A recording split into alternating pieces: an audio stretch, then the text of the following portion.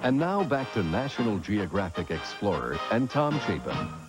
Would you like to soar through the air and never have your feet leave the ground? Join the ranks of the more than 1 million Americans who enjoy flying model airplanes, and you can do just that. Model planes provide endless hours of enjoyment and even contribute to our knowledge of aerodynamics. Look at the Wright brothers. Before they headed for Kitty Hawk, they built and flew models of their famous flyer. Miniature planes can do everything real aircraft can do, and a few things they can't.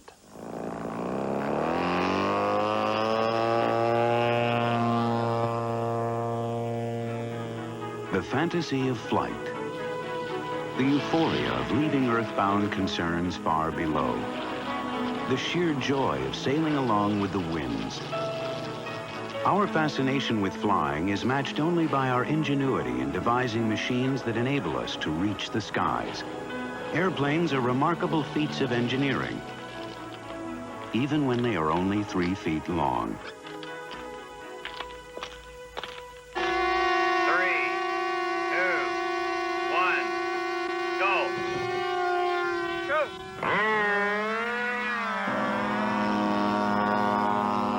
The National Model Airplane Championship is the Olympics of the miniature aircraft world. Members of the Academy of Model Aeronautics gathered in Lake Charles, Louisiana this year for the 50th annual competition. A hectic, dizzying week filled with a mixture of fierce determination, good fellowship, and the buzz of tiny airplanes. Since man watched the first bird fly, he's tried to imitate the birds, and we're doing our thing to do that.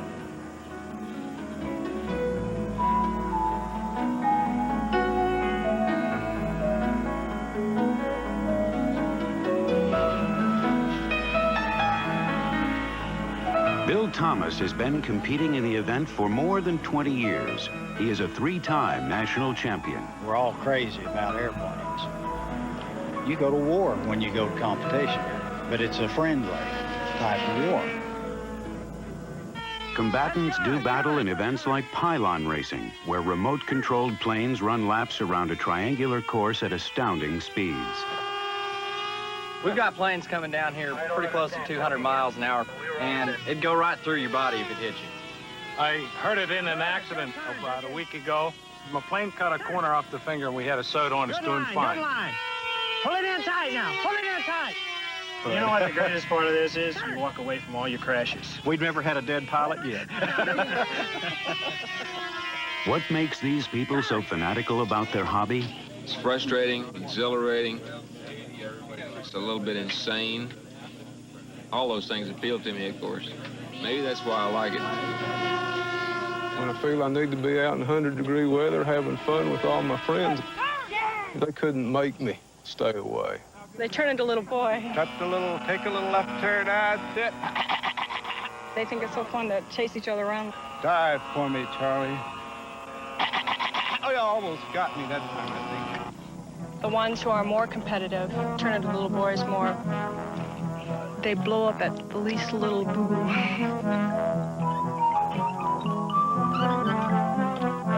Little boys? Maybe. But their toys are highly sophisticated ones. People, when they first hear of model airplanes, they don't think of how complex they are, what they can do. You know, it's amazing they can do everything a real airplane can and more.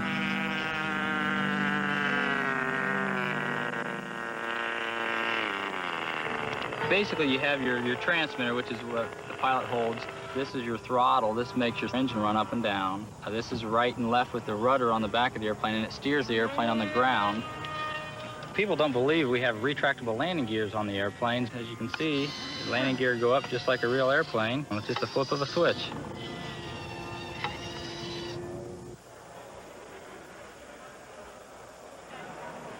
Beyond design, engineering, and piloting skills, the various events reveal the idiosyncrasies of the competitors. In the scale model category, perfectionism runs rampant. The idea of the scale event is try to reproduce an aircraft that will look and fly like the original aircraft. Every inch is analyzed, fussed over, and endlessly reworked by the builder right down to the last rivet. We're looking for outline, craftsmanship, all the detail, and any deviations from it will be downgraded. If it's perfect, then we'll give them a perfect score. The scale models must do more than look good. They're also built to fly. When Bob Hanf's aircraft takes off, it's a flight into aviation history. This airplane here is a 1/4 scale Fokker D8, and the nickname for it was the Flying Razor. Even though his plane looks like the real thing, it inspires many imaginary exploits. He's checking his gauges because he suffered a little surface fire, so he hasn't seen the ambulance. Here he comes in for his landing, and he sees the ambulance, and it's an overshoot. It weighs 18 pounds. It's powered by a Super Tartan engine that develops about 2.4 horsepower.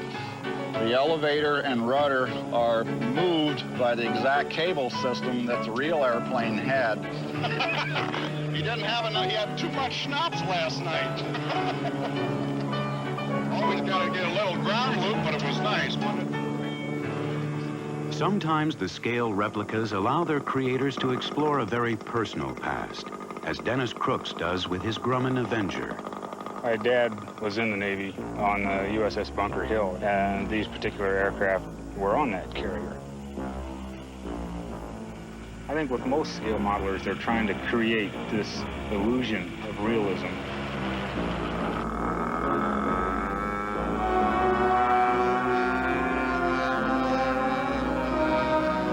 It might have been fun to be able to fly something like this, but if you look at the other side, I really don't care to be shot at.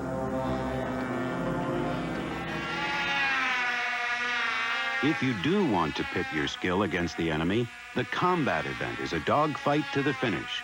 Flying aces zoom around in daring maneuvers using their plane's propellers to try and rip long streamers off the other aircraft.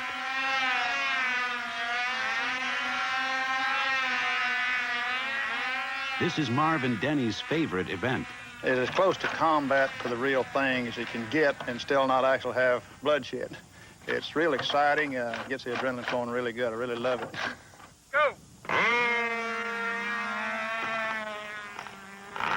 It's a family hobby. Your wife and kids can take part in it, and it's for boys, girls, any of them. I guess it's a challenge for me because they all, when they see a girl, they think, well, you know, she can't do anything and she's not going to be able to beat anybody. And when you come out here and do beat them, and it is kind of fun, you know? But for Amy Olsen and all other modelers, there's one inescapable fact of life: crashing. You hit me, Amy. All the airplanes have self-destruct dates written somewhere inside them where you don't see them, and on that given day, they go in. If you're faint-hearted about crashing them, you shouldn't be in the business.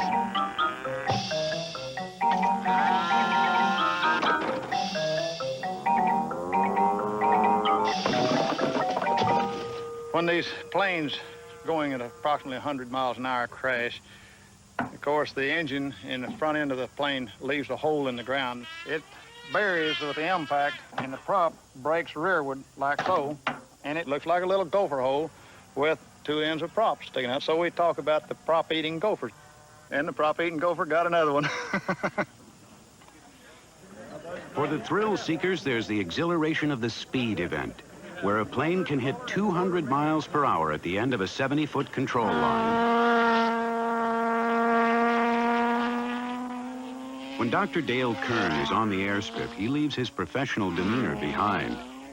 This has been my therapy for 25 years. This is the way I escape from the rigors and some of the problems of practicing medicine all week long. And this I can get out and just be an animal like the rest of everybody.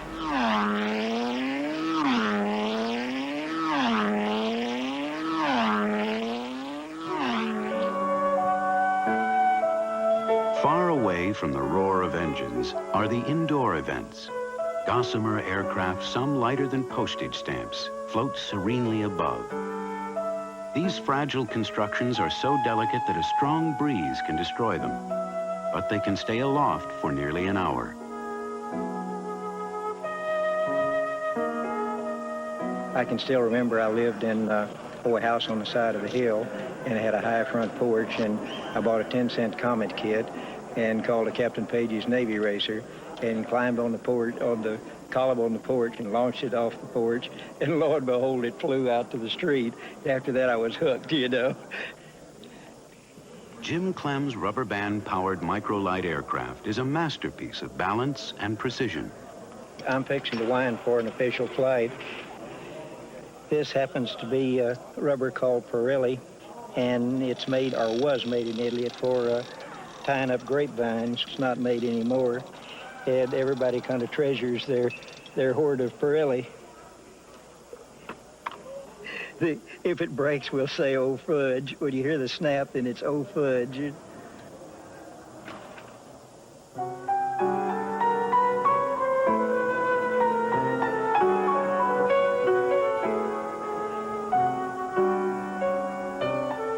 There are no speed demons here, just those who enjoy a quiet challenge to the intellect and the imagination.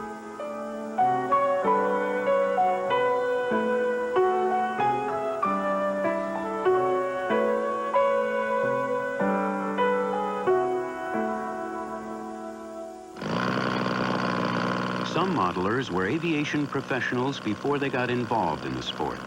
Maynard Hill is one of the few who turned his hobby into his profession. A former physicist, he now designs experimental miniature aircraft for the military.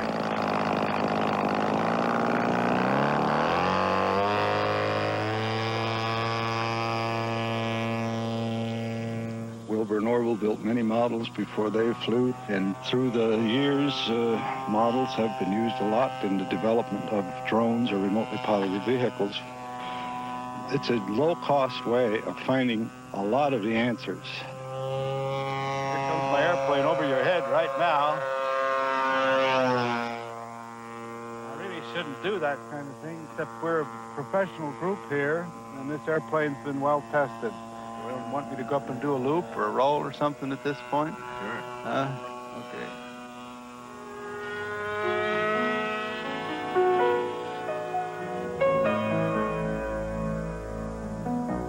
The bottom line in the hobby is it's a test of yourself. Are you really bright enough, talented enough to meet a challenge successfully?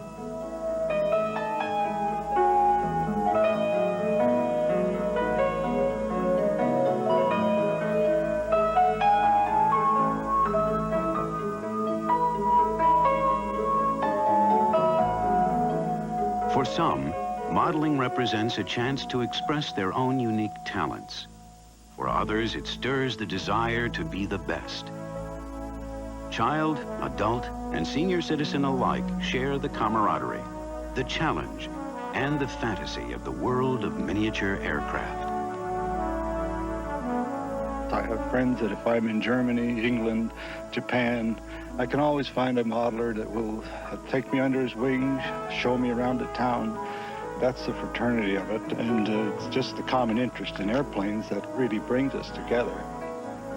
Every day then the sun goes down, I kind of face the west and say, "Hey, Wilbur and Orville, thank you very much. It's a nice evening sundown ceremony." It's a lot of fun.